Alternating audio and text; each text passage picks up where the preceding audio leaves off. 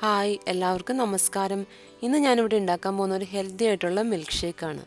അപ്പോൾ നമുക്ക് നോക്കാം ഇതിന് എന്തൊക്കെ സാധനങ്ങളാണ് വേണ്ടതെന്ന്. ഞാനിവിടെ ഒരു 15 ബദാം ഓൾറെഡി 4 മണിക്കൂർ മുമ്പ് വെള്ളത്തിലിട്ട് വെച്ചിട്ടുണ്ട്. ഇതിൻ്റെ തൊലി കളയാൻ എളുപ്പത്തിന് വേണ്ടിയിട്ടാണ് ഇങ്ങനെ വെള്ളത്തിലിട്ട് വയ്ക്കുന്നത്. അപ്പോൾ അത് നന്നായി കുതിർന്ന് കിട്ടും. പിന്നെ വേണ്ടത് ഒരു പഴമാണ്. ഇത് നന്നായിട്ട് പഴുത്ത പഴം തന്നെ നമ്മൾ എടുക്കണം. അത്ര പഴുക്കാത്ത പഴമാണെങ്കിൽ നമ്മുടെ മിൽക്ക് ഷേക്കിന് ഒരു ചെറിയ ചവർപ്പുണ്ടാവും. അതുകൊണ്ട് നല്ലോണം പഴുത്ത പഴം തന്നെ എടുക്കാൻ ശ്രദ്ധിക്കണം. ഇനി നമുക്ക് അവസാനമായിട്ട് വേണ്ടത് പാലാണ്. ഇവിടെ ഞാൻ 2 കപ്പ് പാലാണ് എടുത്തേക്കണേ. ഇവിടെ ഞാൻ ഉപയോഗിച്ചിരിക്കുന്ന മെഷറിംഗ് കപ്പ് 250 മില്ലിയുടെയാണ്. അപ്പോൾ അതിൽ 2 കപ്പ് പാൽ.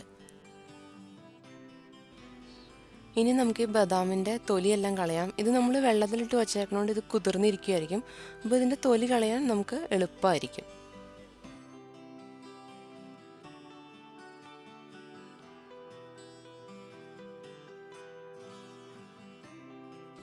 അപ്പോൾ ഇതാ ഞാനിവിടെ എല്ലാത്തിനും തൊലിയൊക്കെ കളഞ്ഞ് കഴുകി എടുത്തുകൊണ്ട് വന്നിട്ടുണ്ട്.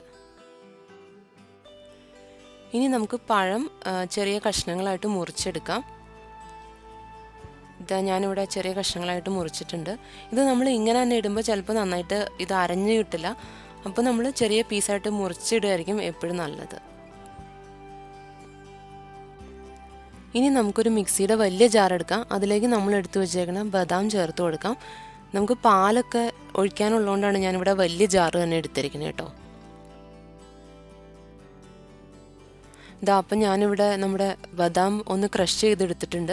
ഇത് ഒരുപാട് ഫൈനായിട്ടൊന്നും അരയ്ക്കണ്ട, ചെറിയ ഒരു തരിതരിപ്പോട് കൂടി അരച്ചെടുത്താൽ മതി. എന്നാൽ മാത്രമേ നമ്മുടെ മിൽക്ക് ഷേക്ക് നമ്മൾ കുടിക്കുമ്പോൾ ഒരു ചെറിയൊരു ക്രഞ്ചി ഫീൽ കിട്ടുള്ളൂ. ഈ പൊടിച്ച ബദാമിലേക്ക് നമ്മളിവിടെ അരിഞ്ഞു വെച്ചിട്ടുള്ള പഴം ഇട്ട് കൊടുക്കാം.